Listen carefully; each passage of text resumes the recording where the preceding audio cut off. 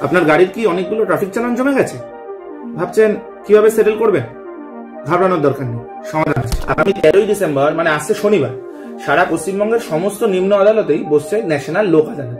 এই লোক আদালত থেকে আপনি আপনার এই সমস্ত চালানগুলোকে সেটেল করে নিতে পারবেন।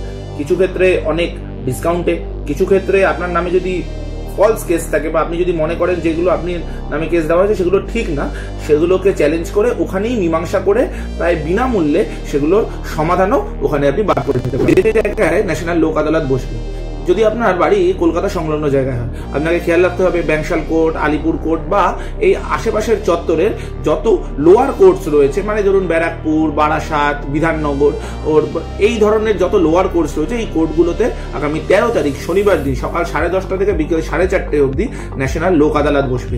এই ন্যাশনাল লোক আদালতে আপনাকে উপস্থিত থাকতে হবে। আপনার গাড়ি, বাইক এই সংক্রান্ত যদি কেস থাকে আপনার, তাহলে ওই একই দিনে ওই কেসে সেটেলমেন্ট হয়ে যাবে। বারবার আদালতে গিয়ে হাজিরা দেওয়া বা রোজ এই কোর্টে যাওয়ার ঝামেলাও আপনার থাকবে না। শুধু লোক আদালতে কিন্তু এই গাড়ি ট্রাফিক সংক্রান্ত কেসের মীমাংসাই হয় না।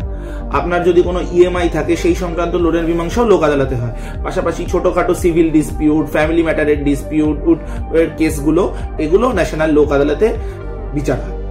গাড়ি, বাইক সংক্রান্ত যদি আপনার কেসের সেটেলমেন্ট ন্যাশনাল লোক আদালতে করতে হয়, তাহলে আপনাকে ডিএল, আরসি এবং আপনার একটি আইডি প্রুফ নিয়ে যেতে হবে।